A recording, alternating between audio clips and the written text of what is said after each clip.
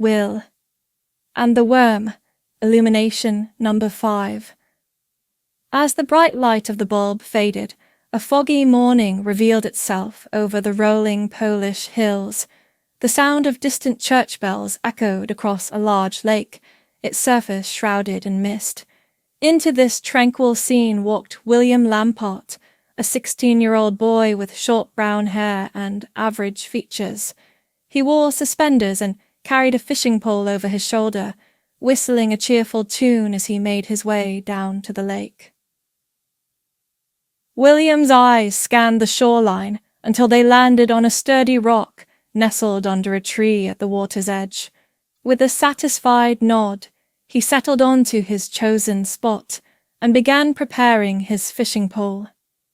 The peaceful atmosphere enveloped him as he cast his line into the still waters, the gentle lapping of waves against the shore providing a soothing backdrop to the fading church bells. As William focused intently on his line, a sudden cackle shattered the silence. "You won't catch anything while the church bells are playing." The voice, shrill and mocking, came from behind him. Startled, William whirled around to find himself face to face with a witch. Her green skin glowed eerily in the morning light, and her black gown and pointed hat stood in stark contrast to the misty landscape. Her nose, long and crooked, nearly touched William's as she leaned in, cackling with unbridled glee. "Don't you know anything, boy?" She wheezed between fits of laughter, clutching her sides as if this were the most hilarious thing she'd ever encountered. William's initial shock gave way to annoyance. He swung his arm at her, attempting to shoo her away like an annoying insect. "Leave me be, hag!" he snapped, turning his attention back to the lake. The witch, however, was not so easily deterred. Her laughter continued, echoing across the water. Ignoring her proved futile as she leaned over his shoulder, her breath hot on his ear. The church bells had fallen silent now, leaving only the sound of her ragged breathing and occasional giggles. "Can I help you?" William asked, his patience wearing thin. The witch's grin widened, revealing a set of yellowed, crooked teeth. For a moment she said nothing, building the tension. Then, without warning, she let loose another ear-splitting cackle directly into William's ear. Startled, William dropped his pole. He batted his arms wildly around him, as if fending off a swarm of horseflies. The witch jumped back, her laughter intensifying at his frantic movements. "I said leave me be, hag!" William shouted, his face flushed with anger and embarrassment. Bending down to retrieve his fallen pole, William took a deep breath, trying to regain his composure. He returned to his fishing, determined to ignore the unwelcome visitor. The witch, however, had other plans. She stood silently for a moment, her eyes fixed on the young fisherman. Then, in a voice dripping with foreboding, she spoke. "You'll have no luck on this day, boy." With one final cackle, she turned and walked away, disappearing into the foggy, rolling hills. William didn't bother to watch her go, focusing instead on his fishing. As the morning wore on, the fog thickened, settling heavily on the lake's surface. What had once seemed peaceful now took on an eerie quality. William found himself glancing nervously at the mist-shrouded trees surrounding him. Try as he might to concentrate on his fishing, he couldn't shake the growing sense of unease that crept over him. His heart began to race, and he found it increasingly difficult to sit still. He bit his lip, forcing himself to stare at his fishing line, but his eyes kept darting back and forth, scanning the oppressive fog for any sign of movement. Just as the tension became almost unbearable, Wyrm felt a sudden tug on his line. Excitement momentarily overcame his fear as he pulled and reeled with all his might. The line went taut, and then, with a mighty splash, his catch broke the surface of the water. What emerged, however, was no ordinary fish. Attached to Wyrm's hook was a long red worm with the head of an ugly, fetal human baby. 2 small devil horns protruded from its misshapen skull. The creature gasped for air, its cheek pierced by the fishing hook as it wiggled frantically.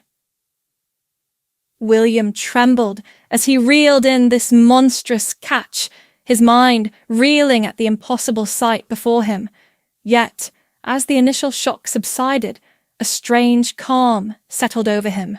With steady hands, he finished reeling in the creature until it dangled before his face at the end of his pole.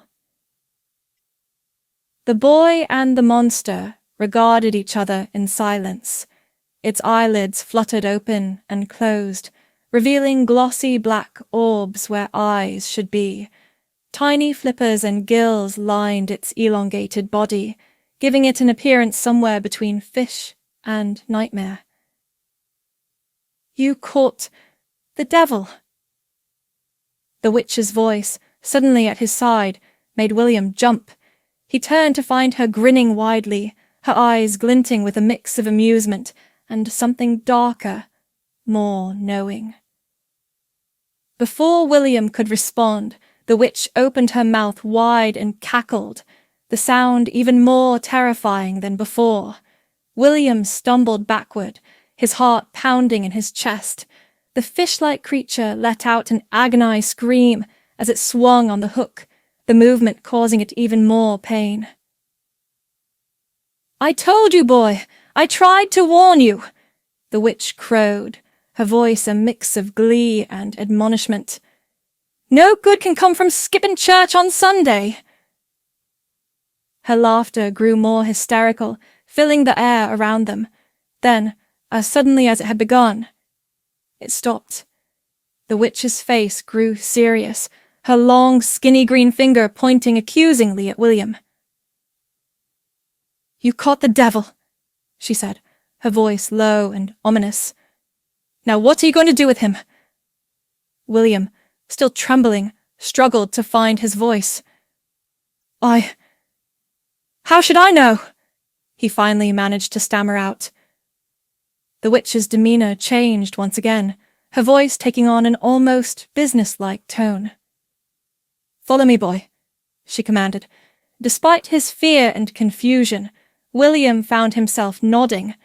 He glanced nervously at the terrifying creature still dangling from his fishing line, then back at the witch. With no other apparent option, he fell in to step behind her as she led him away from the lake. They travelled through a thickly wooded trail, the fog seeming to part before them, only to close in again once they had passed.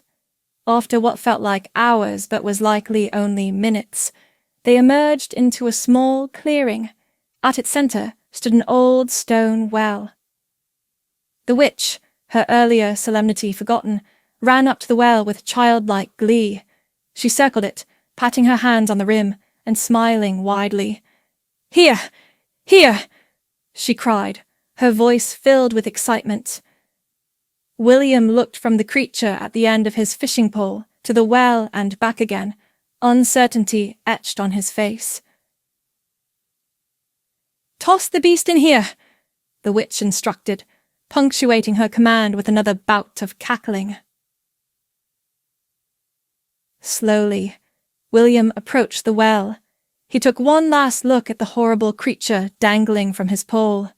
Its black, glossy eyes seemed to stare directly into his soul as it gasped and writhed. The witch appeared at Wyrm's shoulder, her grin wide and unsettling. "Drop it in, boy," she whispered in his ear. Wyrm nodded, steeling himself for what he was about to do. With his free hand, he grasped the worm-like devil, wincing as it screamed and bled at his touch. Taking a deep breath, he released it over the well. The creature's agonized scream echoed off the stone walls as it fell, its body whipping and writhing as it disappeared into the inky blackness below.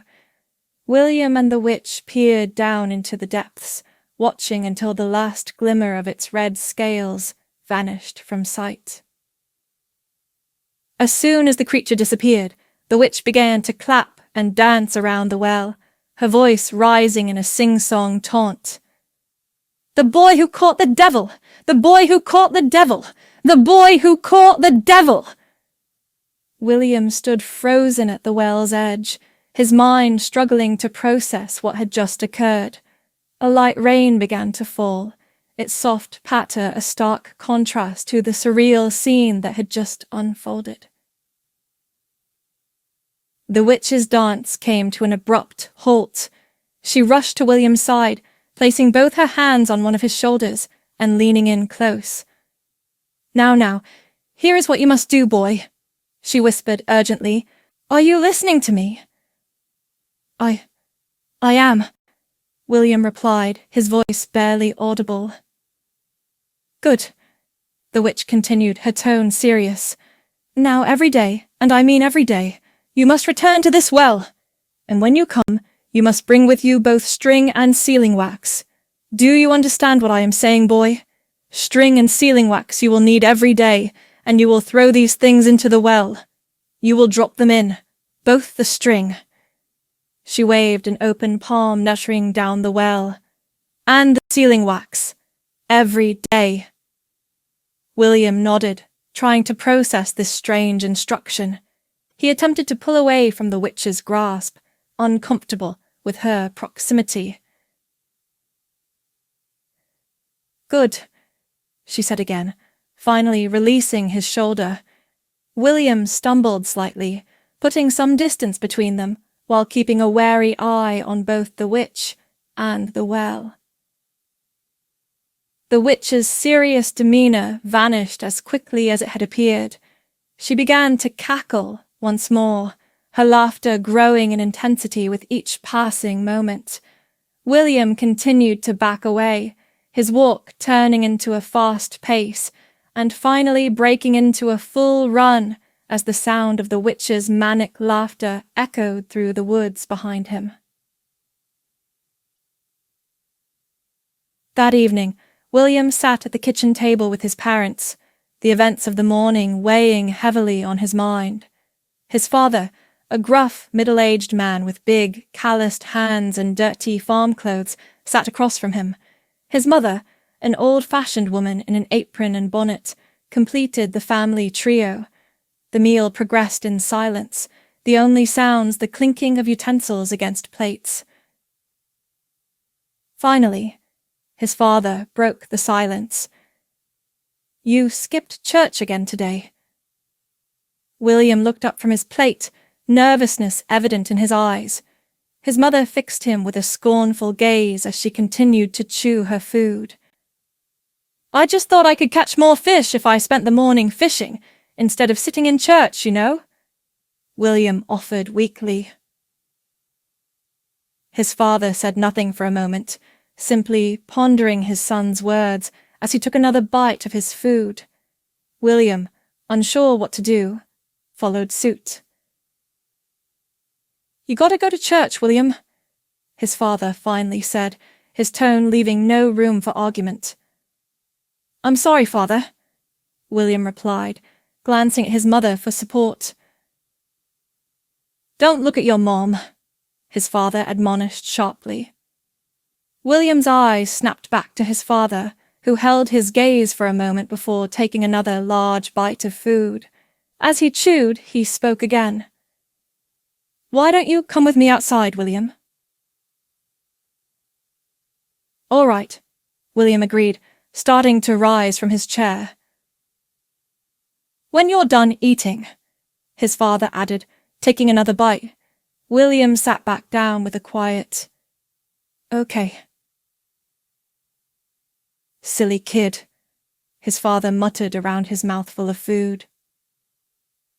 Once the meal was finished, Wyrm followed his father outside. The older man was already splitting wood when Wyrm approached. watching his father's rhythmic movements. Finishing the log he was working on, William's father wiped the sweat from his forehead and turned to face his son. "You enjoy the profession you've chosen to take up a lot, don't you, son?" he asked, his tone unreadable. "I do. In all honesty, very much," William replied. "I'm sorry about church, though, father. I will go tomorrow."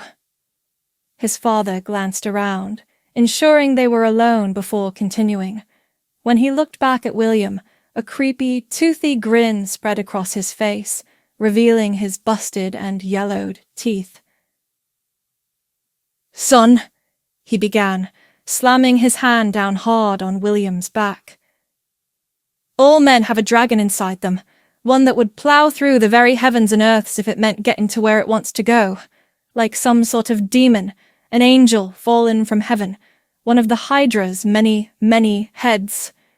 It lurks inside all men, that is, all humans, I mean to say. You understand?"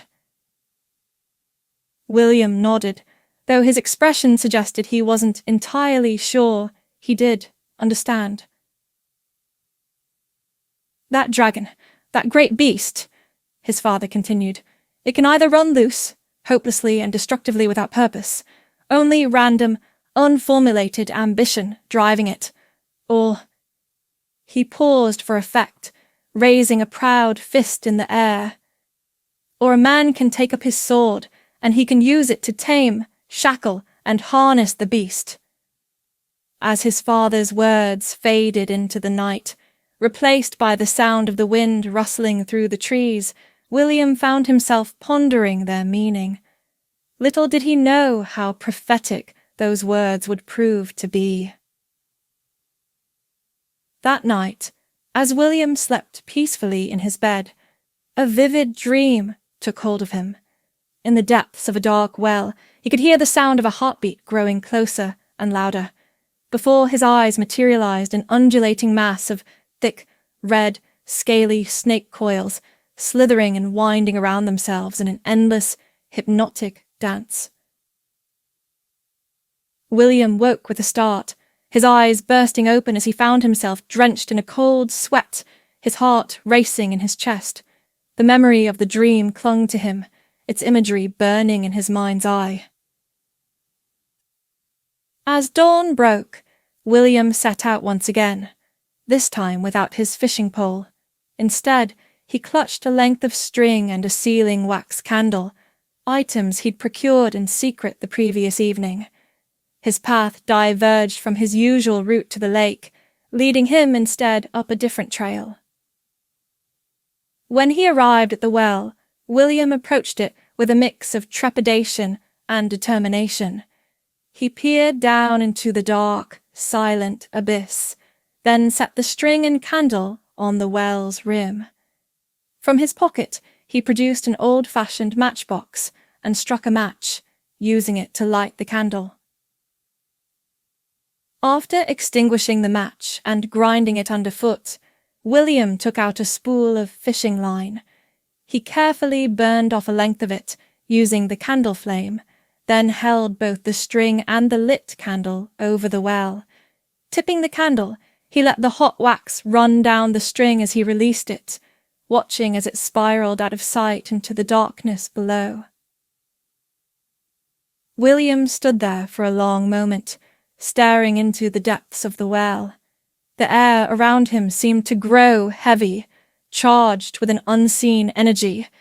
Just as the tension became almost unbearable, the skies opened up and rain began to pour down in heavy sheets. Startled by the sudden downpour, William turned and ran, leaving the well and its mysteries behind him. In the days that followed, William fell into a routine. He attended church with his family, emerging from the building with a smile on his face. He exchanged warm greetings with his parents, chatted amiably with a pretty young girl, and even shared a friendly moment with the priest, who patted him on the back as they shook hands. His fishing, too, seemed to have taken a turn for the better. One afternoon found him by the lake, 3 full buckets of fish at his side, yet still he cast his line with merry anticipation, admiring the beautiful day around him.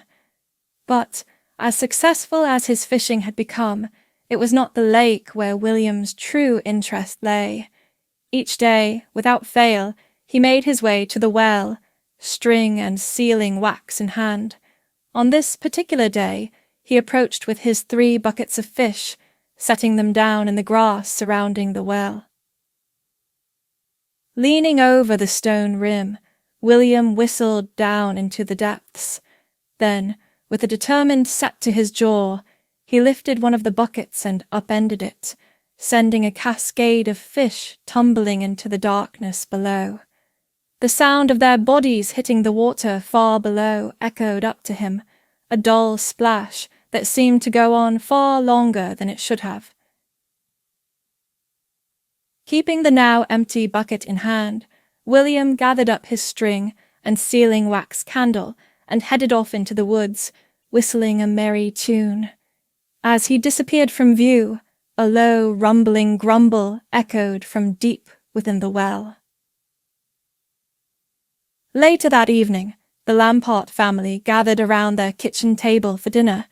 William's father wore a proud expression, mirrored by his son's confident demeanour. "Fishing seems to have been going good for you, huh, son?" William's father asked, his eyes twinkling with pride. William finished chewing his mouthful before responding with a self-assured smile. "Very good." His father let out a hearty laugh, spraying bits of food as he spoke.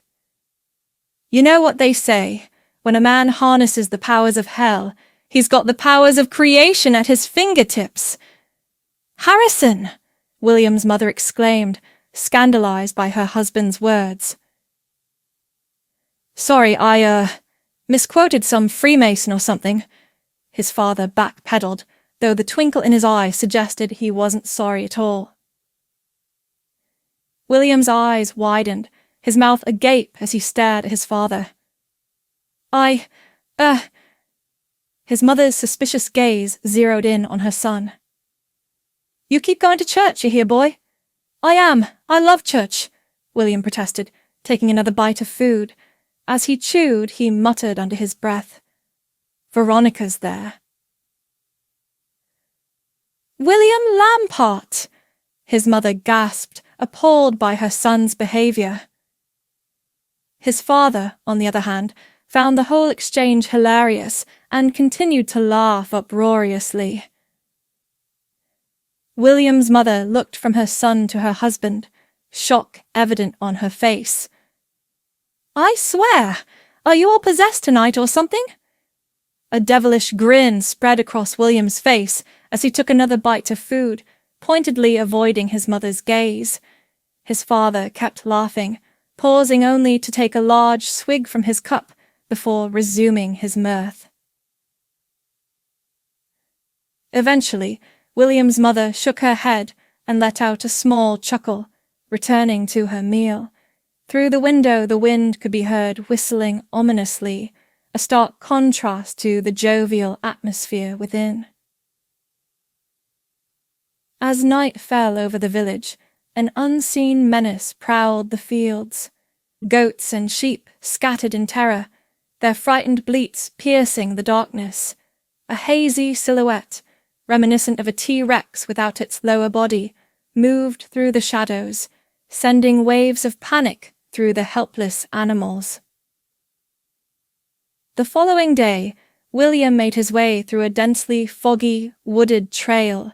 The path was cramped and eerie, lined with thorny, dark foliage, reminiscent of the old Sleeping Beauty movie.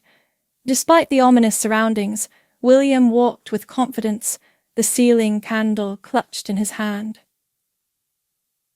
Suddenly, the witch sprang out from behind a gnarled tree, blocking William's path.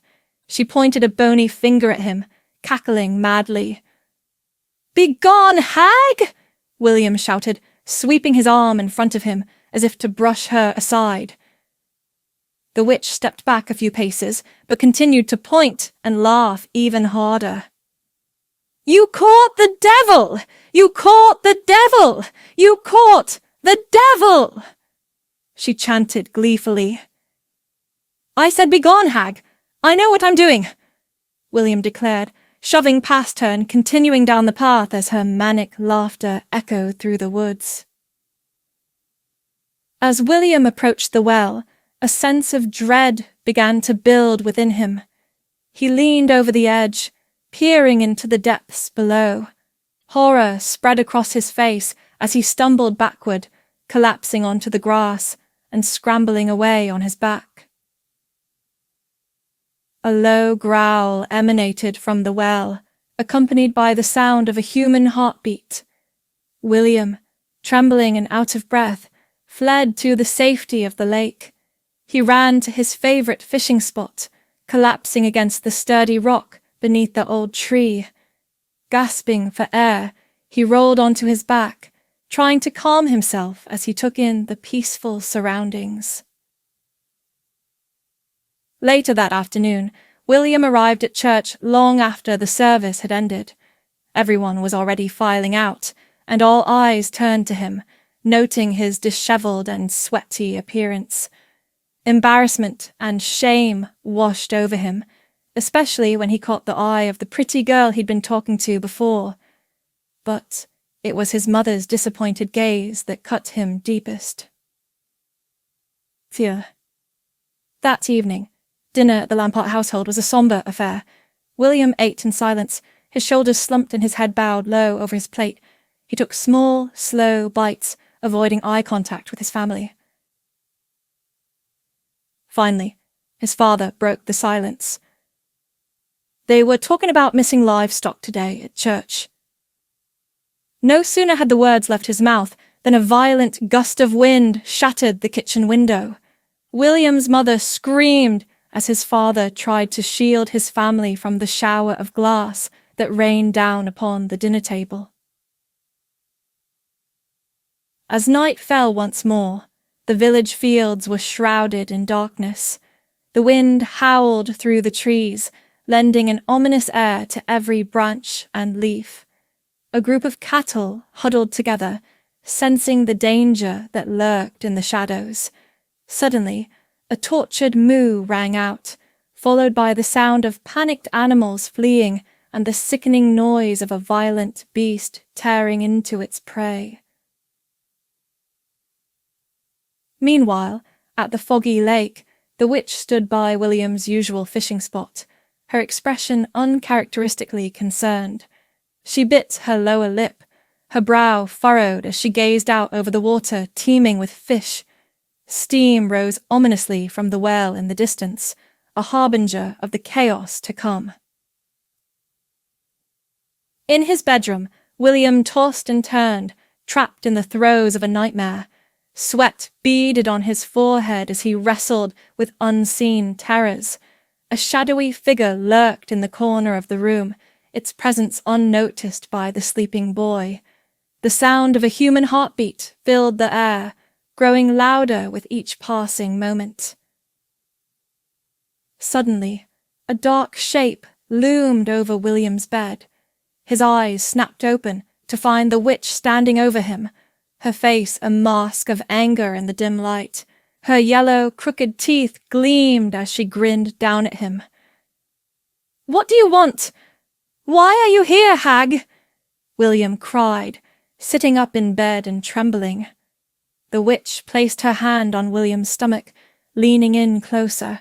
Her grin faded, replaced by a stern, serious expression. "To help," she said simply. Relief washed over William's face, though fear and shock still lingered in his eyes. The witch glanced over her shoulder at the door before continuing. "Bring your father to the lake and have him catch as many fish as he possibly can, tonight. Have him do this right now on this very night. You will." "What?" Wyrm exclaimed. "I can't make my father get up and go fishing in the middle of the night. He isn't even a fisherman. And what for? How will that help?" The witch cackled madly, her laughter echoing through the small room. As Wyrm tried to silence her, she abruptly stopped and fixed him with a stern gaze. "Then I'll bewitch the poor bastard," she declared before resuming her manic laughter. "Bewitch him! I can't let you bewitch my own father! Are you mad?" Wyrm protested, his voice a mixture of anger and fear. The witch's laughter grew even louder and more hysterical. "Let's just say this, boy," she wheezed between cackles. "You're the one who's been doing the bewitching, not me." With those cryptic words hanging in the air, Wyrm knew that the time had come to face the consequences of his actions. The beast he had unleashed was growing beyond his control, and now he would have to summon all his courage and wit to set things right. As the witch's laughter faded into the night, Wyrm steeled himself for the challenges that lay ahead, knowing that the fate of his family and the entire village now rested in his hands. Determined to face the consequences of his actions, Wyrm strode purposefully towards the well. His shoulders were straight, his posture tall and fearless, as he approached the source of his troubles. "Hey!" Wyrm called out, his voice carrying on the night air. Silence answered him, broken only by the whisper of the wind. Undeterred, Wyrm tried again. "Hey! Do you like the fish I bring you?" Still, only the wind responded. Wyrm's confidence grew with each moment of silence.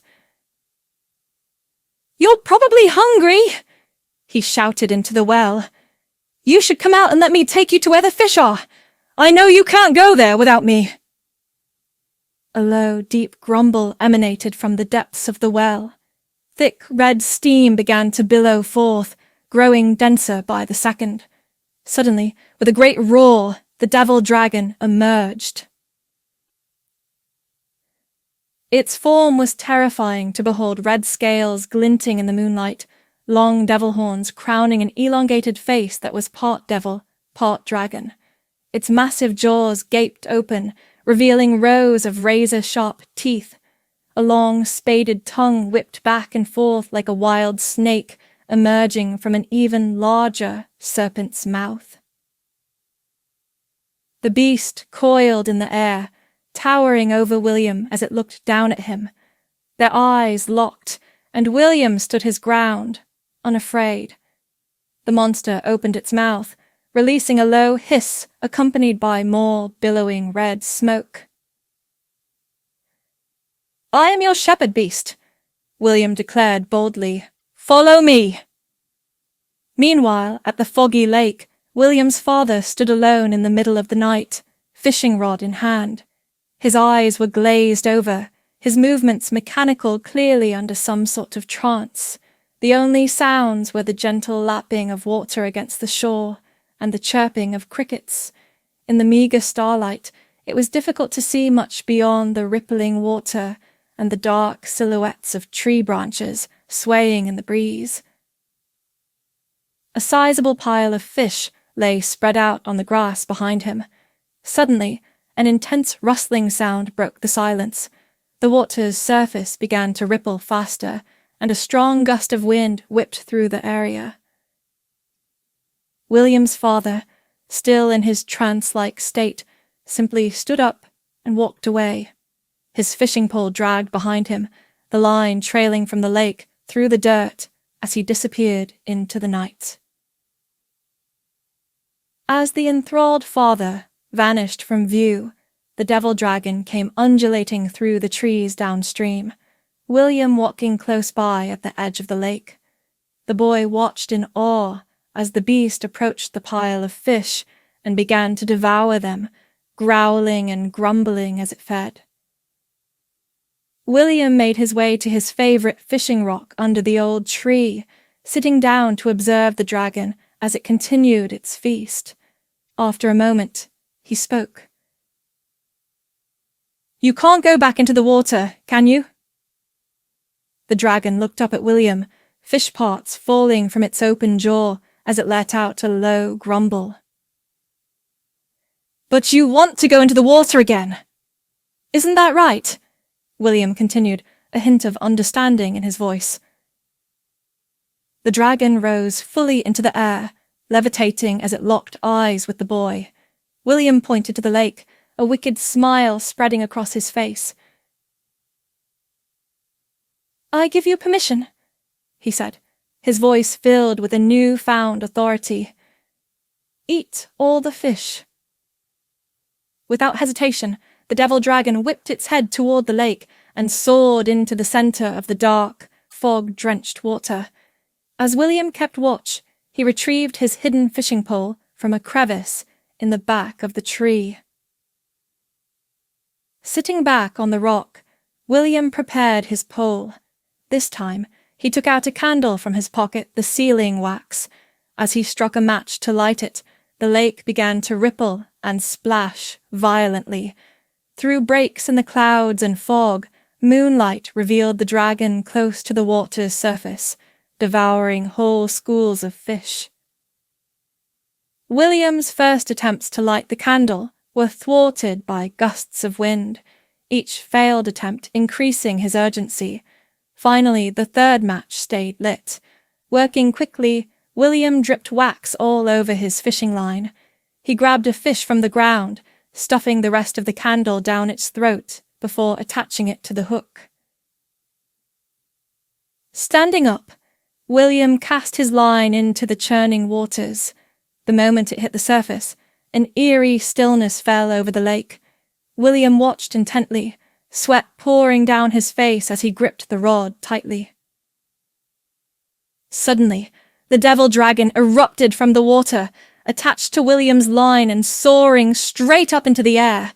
The force of its emergence nearly pulled William into the lake, but he caught his footing and began to reel in the devil. Gritting his teeth, William held on as the beast whipped its head back and forth. Then he changed tactics. He stopped reeling and let the line go slack. The devil dragon undulated and twirled around, dipping in and out of the water, swimming and flying in circles. When William's line went taut again, he was smiling. The devil dragon hovered at the very edge of the lake, still airborne, but now bound and tangled. The sealing wax-coated fishing line had pierced into the monster's red scales. William approached the edge of the lake, still smiling as he looked directly into the devil dragon's eyes. Slowly, the beast began to calm, its seething breaths returning to normal. As dawn broke over the foggy lake, the mist began to dissipate. Where once stood William and the fearsome devil dragon, now there were only a few young men fishing near William's usual spot. Their buckets held only a few fish each, and they shared a discouraged look, shaking their heads in disappointment. A strong gust of wind rustled through the trees, drawing their attention to the lake. Their jaws dropped in astonishment at the sight before them. There was William, riding atop what had once been the devil dragon. But the beast had transformed its scales now, a majestic, sparkly blue. Attached to its sides were huge nets full of fish, all bound with sealing wax. William's triumphant voice rang out across the water. "Woohoo!" As the other boys gaped at the spectacle, they were startled by a familiar cackle. The witch appeared beside them, clapping and dancing around in glee. "The boy who caught the devil! The boy who caught the devil! The boy who caught the devil!" She sang merrily, twirling between the astonished youths. "Begone, witch!" one of the boys shouted. The witch stopped her celebration, looking offended. "I'm not a witch!" she protested indignantly. "I'm the Lady of the Lake, from King Arthur. You kids don't know that story. The pole was the sword. Ugh! I'm not going to stand here and spoon-feed all this to you little brats. As the witch bickered with the bewildered boys, William continued to soar over the lake on his newly tamed dragon. His laughter echoed across the water, the sound of a boy having the time of his life, like a kid showing off on a magical jet ski. In that moment, as the sun rose higher in the sky, illuminating the transformed lake and the jubilant William, it became clear that this was more than just a tale of a boy who caught the devil. It was a story of growth, of facing one's fears, and of the transformative power of courage and wit over one's own self. William had not only tamed the beast, but had also grown into a young man capable of shouldering great responsibility. As William and his dragon swooped and soared over the sparkling water, the witch's words hung in the air, a reminder of the ancient tales and folklore that had shaped this modern adventure. The fishing pole that had started it all had indeed become a sword, a tool of power and destiny in the hands of a boy who dared to face the devil and emerged victorious